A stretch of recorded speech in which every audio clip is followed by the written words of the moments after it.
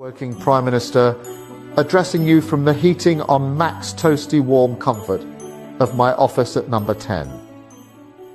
What an utterly tremendous year it's been. Allow me to share some of 2025's most cherished moments and highlights.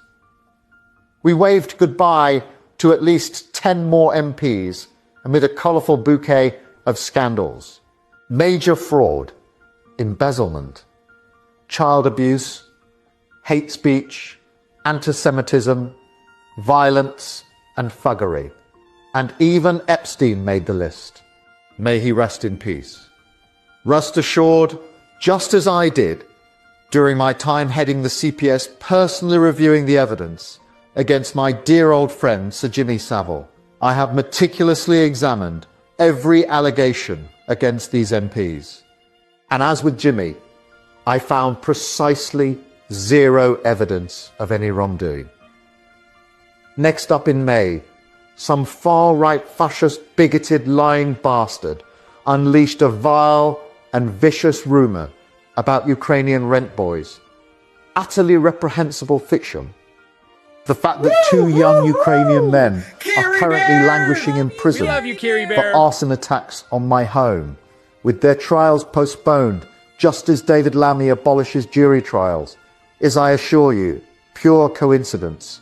Then came the endless whinging about the Asian child assault inquiry. Honestly, I fail to see the fuss over a few promiscuous working-class white girls. We must embrace true tolerance and let our Muslim brothers cherish their cultural practices. Diversity is our strength. Regardless, I've handed it to the trusted Shabana Mahmood and Jess Phillips, two of the most caring and morally principled women I know. Rest assured, everything will be handled with the utmost care. Next, a heartbreaking loss. The Labour Party's only authentic working-class member, our very own Vicky Pollard, Angela Rayner, Deputy PM and Housing Secretary, caught fiddling taxes.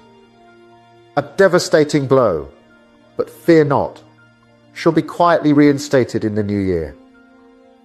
Angela's exit gave me a fantastic opportunity to do something for the intellectually challenged community by appointing David Lammy as Deputy Prime Minister, a monumental step forward for people of colour with special needs. He didn't disappoint, swiftly proving his genius by dismantling the final barrier to full-blown authoritarianism, trial by jury. We accomplished all of this while simultaneously and successfully completely stripping away your freedom of speech. We now proudly arrest over 13,000 far-right racist fascists every single year for hurty words online. A tremendous achievement.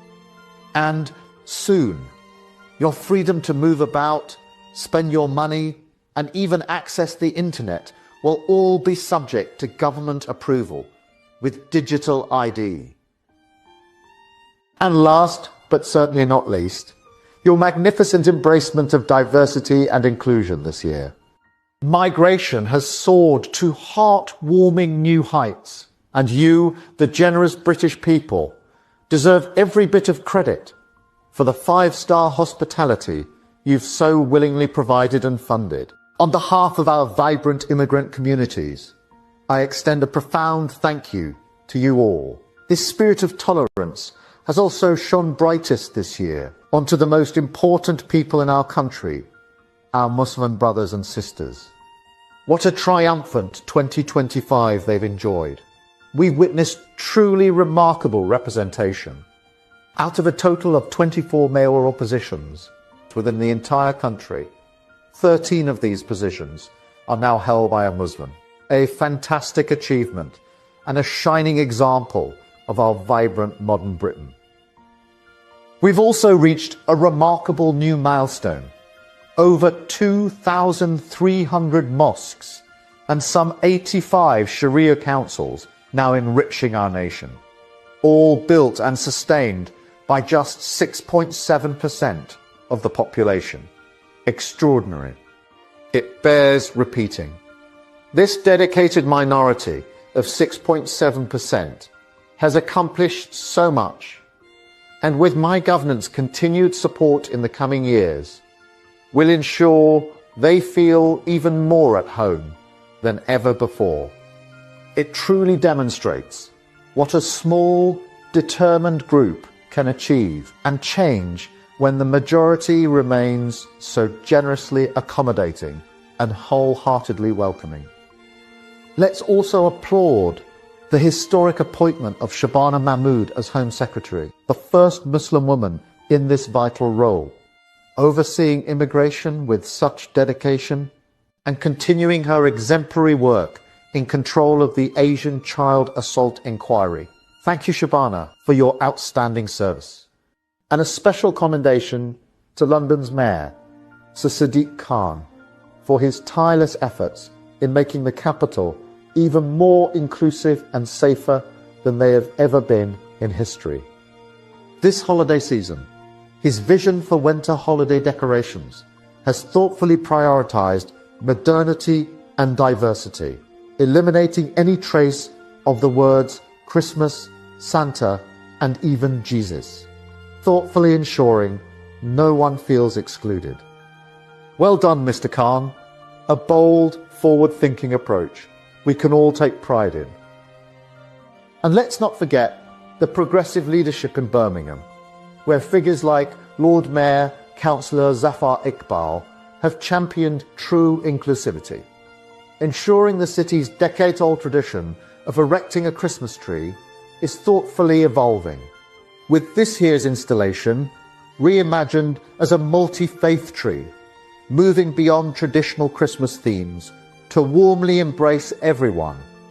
And finally, my profound thanks to you, the extraordinarily passive people of Britain, for your remarkable inaction and steadfast compliance during this year of bold, unrelenting transformation. You've stood by in silence, doing precious little to intervene, as we've seized every chance to strip you of your God-given freedoms, all while exposing your women and children to daily attacks. From myself, my esteemed mentors, like Sir Tony Blair, our generous international benefactors, including George Soros, and the forward-thinking members of the European Commission, like Ursula von der Leyen, we simply couldn't have pushed this vital one-world progressive vision forward without your magnificent passivity. Surprisingly, and quite literally, you've done absolutely fuck all to stop us. And for that, we thank you from the